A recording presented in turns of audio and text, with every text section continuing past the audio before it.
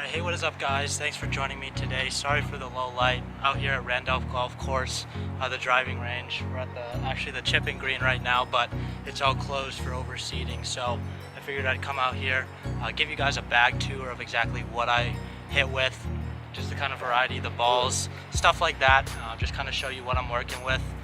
So currently, I am playing with Adam's irons. So this is a preset. I bought it a while ago. It's more of an amateur kind of club for the irons use, and then the driver and 3-wood I use different kind of clubs. But basically it includes a sand wedge, pitching wedge, 9, 8, 7, 6. So there's no 5-iron, which is kind of a bummer. It's more of a beginner set, as I said before. So it's kind of hard to see, but they are the A705s Adams clubs. They're the Ideas. So the mindset behind the Ideas is they have that thicker background. They're not it's not these thin irons that you usually see with pretty much all of the pros. So they give you a little bit more relief when you're hitting them. What I notice for some thinner irons is you feel a lot more power. It kind of gives you, I feel like it gives me more distance rather than the thinner irons. It just feels more comfortable on me. It's all preference, but when you buy beginner sets, they usually have these more of a thicker background to have that relief, because obviously you're working on consistency, and when you get to the thinner irons, that's when you can consistently hit in the middle of the club. So I'll probably switch within the next 1 or 2 years, just kind of see where I'm at. I'm playing really good with these irons currently so far, so I'm not going to change much. And then along with the irons, we do have the hybrids. They're kind of like a hybrid iron mix. So we have a 4 and a 5 hybrid. Again, they're the thicker backs. As you can see here, this is the 5, the A705s. They're kind of hard to see, but that'll do.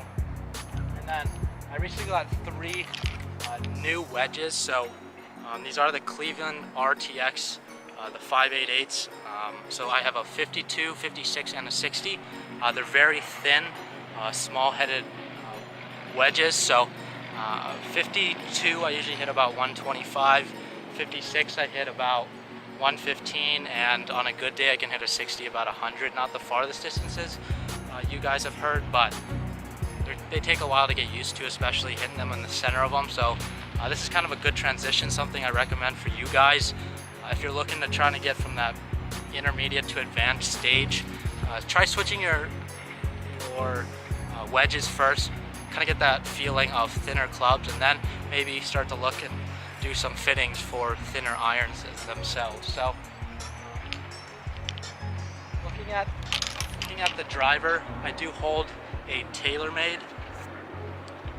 So this is the TaylorMade Turbo Performance TR with a loft of 10.5, and I believe this is a stiff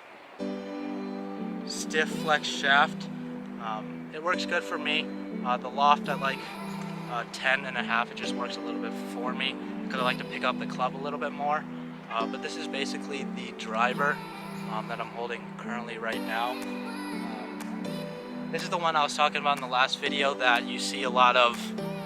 I'm getting a lot of draws with it. I don't know necessarily the science behind it, but I like it much more than the previous TaylorMade driver that I had. I ended up recently switching about 5-6 months ago. And then for my 3-wood, I hold a TaylorMade RBC Stage 2. This is the 3 hybrid at 17 degrees. This is what it looks like.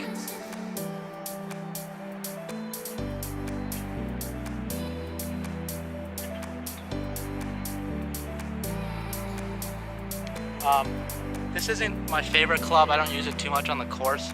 I just feel like when you look down at it, it kind of has a rounded face where it doesn't give you the confidence that you're going to hit it straight. Sometimes I'm able to hit it on a good day, bad days I'm not. So it's not the most consistent club, but if I'm trying to hit a 270, if there's a 270, 280 to the green, I'll pull out the 3-wood, see if I can reach it. I usually hit a pretty big power fade on it if I do hit it. That's pretty much the only kind of shape that I get out of this. I've never really had a draw. I don't know the science behind that again, but if looking for a 3-wood, it's all about preferences. I feel with 3-wood, it's very specific. So usually a lot of people will have certain sets of irons and then they'll have a different 3-wood. That's something I do recommend because every club kind of fits different for the player based on beginner, intermediate, or advanced. So for the ball I'm your average player, pretty intermediate. When I say you find a ball, you hit it. I'm not to the stage where I can really tell a difference in the type of balls, and if you're here, you're probably in that same point where if you find a ball, it's another ball, great, you can hit it, it goes in the air, it's not cracked, perfect ball. So but if I have the choice, if I had a $50 budget that I could spend on any type of ball, I would recommend the Taylor, the Titleist. I hit Titleist 4 when I get a chance, the NXT Tour S's. This is exactly what it looks like. And then NXT Tour S. So the only thing I've noticed with these is I like the cleanliness of the ball. It's very clean. It just has the name and then the NXT Tours on the side. So for putting, I don't like to see a lot on the ball. I just want to see the line, and that's about it. And then with spin, I do notice sometimes, especially with these new wedges, that these balls will spin, will grab a little bit better, especially on the Arizona courses because they're so dry. It's kind of hard for a lot of balls to get that stick and pull back. So if any kind of ball, this is the one that gets the most for me. It is about $30 to $33. I think it's $32.99 out at Walmart for a 12 pack. So it is on the expensive side, the most expensive side. But if you're looking for a Christmas gift, asking for something for your birthday, this is the ball that I would recommend for a beginner to an intermediate player. Otherwise, I do support the idea that if you find a ball, it's not cracked, great, use it. So, well, that wraps up today's video. I appreciate your guys' time. If you have any questions, leave any comments in the comment section below. Give the video a like and subscribe if you want. Appreciate your time, and I'll see you guys tomorrow.